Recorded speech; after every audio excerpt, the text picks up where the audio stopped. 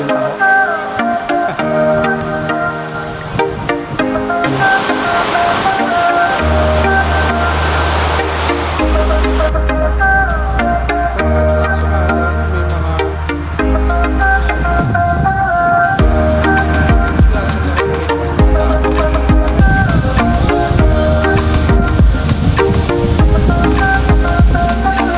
Good morning guys! Day 2 natin dito sa Boracay at nandito pa rin tayo sa Henan Lagoon Resort dito sa May Station 2 at maya maya kakain na tayo ng breakfast. So ito yung view sa labas ng balcony nitong room natin. Yeah, pakita ko lang. Yeah. At maganda yung weather today. Sana huwag umulan. Nakalagay dito sa information sheet na binigay sa akin. Nakalagay dito ang breakfast is 8 a.m. to 10 a.m. Pero kanina mga 6:30, may nakita na akong mga kumakain. Hindi ko alam kung per batch ba o baka dahil maliit lang yung restaurant nila.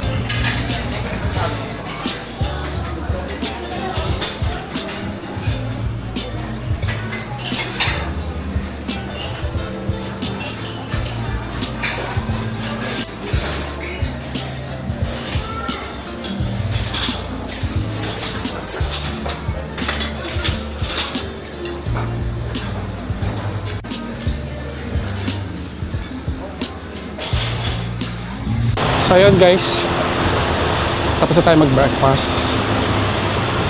Hindi ko naman na-video kasi sobrang gutom ko na, saka medyo madaming tao. Tapos na-confirm ko din na per batch nga yung pagpunta sa restaurant kasi medyo maliit lang yung restaurant nila. Kasi nga kanina 6 o'clock pa lang gising na ako, tapos sobrang gutom ko na.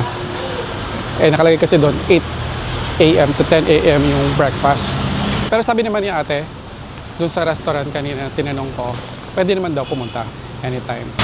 Masarap naman yung food nila. Busog naman ako. So ngayon, punta muna tayo saglit ng bangko. Konting side story lang. Kasi kagabi nung nag-withdraw ko sa ATM, sakto, nung kukunin ko na yung pera, biglang nag-offline yung machine. So kinain yung card, tapos wala lumabas na pera. So ngayon, i-report natin sa bangko. Tingnan natin kung ano magagawa. A few inches later. So ayun guys, na-report na natin sa bangko yung nangyari doon sa pag-withdraw natin kagabi. So mga after 1 week pa, makikredit back ulit. So nandito tayo ngayon sa D-Mall, Station 2. Yan, Monday. Marami pa rin namang tao kahit Monday.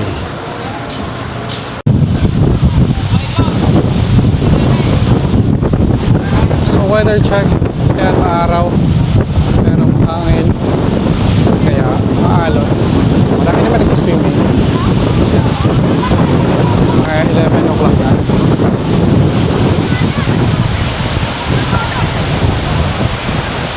Pero ang ganda pa rin ng tubig ng Boracay.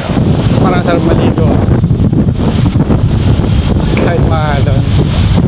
Tingnan nyo yung buhangin guys. Puting-puti.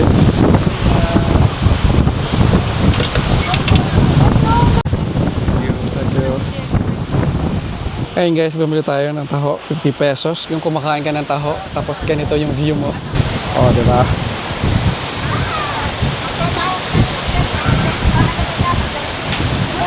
Lalong sumasap yung taho. So ayun guys, punta tayo saglit ng gym. Pecho rin ng gym. Naka-open sila pag-stay, ito sa nangyayari. So libre naman yung gym dito. Tapos ito yung harap ng gym.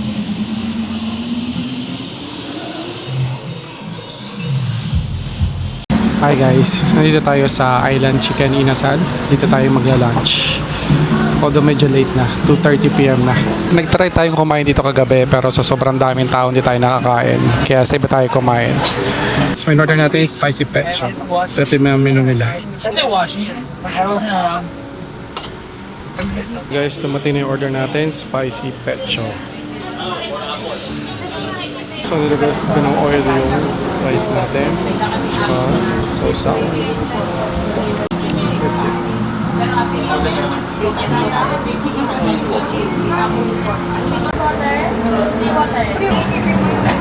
order tayo extra rice.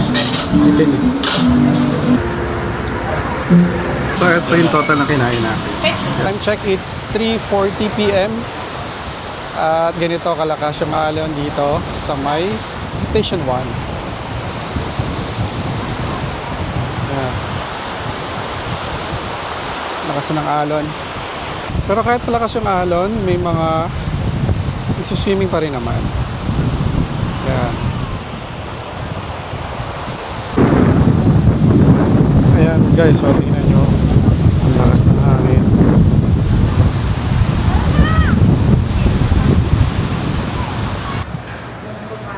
So ito yung order natin dito sa Mango Mama. Flavor nito is yung mix mango, coco, and black rice. So tikman na natin to. So ayun guys, natikman na natin yung Mango Mama dito na sikat sa Boracay. So yung order ko nga is yung Mango Mama na may mix flavor. Marami ako nakitang stores ng Mango Mama. Pero dito ako kumain sa may Tatalipapa, malapit sa Andox. Kasi medyo konti yung tao kumpara doon sa D-Mall. Masarap naman siya para sa 320 pesos. Kakaiba yung lasa kasi pinaghalong ice cream at saka sticky rice. So pag nandito kayo sa Boracay, try nyo rin yun. So ayun guys, swimming muna tayo dito sa pool. So, marami din naliligo ngayon.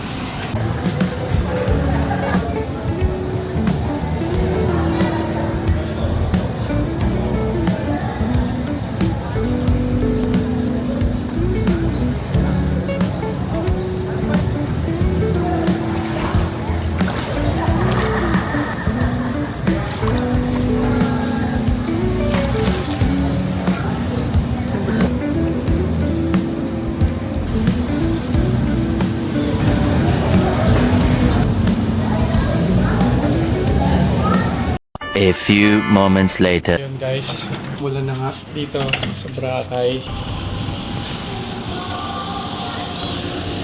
Balak na sana natin lumabas para kumain ng dinner. Kaso yun nga, biglang umulan. Hintay mo natin tumila yung ulan bago tayo lumabas. 7:30 p.m. at lalong lumakas yung ulan. Ayan. Paano tayo makakalabas na? Tayo kakain. Hintay pa tayo ng konti. Hi guys, time check, it's 7:50 p.m. at sa wakas tumila na yung ulan. Pwede na tayo maghanap ng makakainan natin for dinner. Bumili na rin pala ako kanina ng tote bag para may lagayan tayo ng mga gamit natin pag lumalabas tayo. Nabili ko ito, 200 pesos sa may D-Mall. Ayun guys, dito tayo nakakita ng makakainan sa 101 Sizzlers Joint. Nasa main road lang siya, tapat ng Watsons. Actually, kanina pa ako naghahanap talaga ng sizzling. Kaya, nung nakita natin to, yan, mukhang okay naman. So, in-order ko, sizzling liempo. Price niya, 199. Hindi pa tayo ng soft drinks. So, umabot lang ng 257 tong pagkain natin. So, try na natin.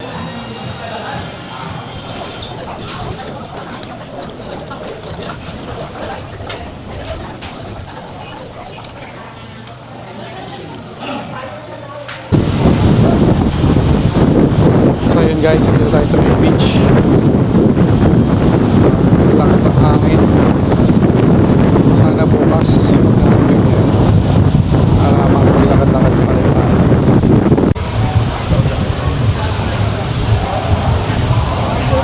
So nandito pa rin tayo sa Station 2.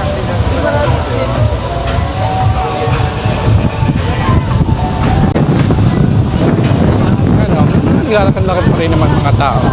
Kahit medyo makakay.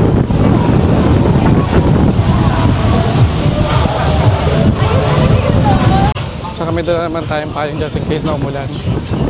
Payong ng hotel. Bali Monday night pala ngayon.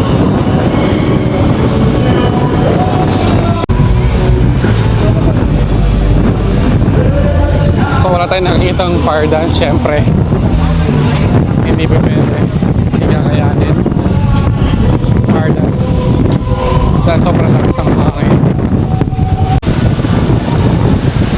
Ayan, try natin maghanap ng dessert kung makikita tayo. So lalo lumalakas yung hangin guys. Actually, nandito na ako sa may Station 3. Ayan, hanap tayo ng dessert. Tingnan natin kung meron dito. Lakas ng hangin. Oh.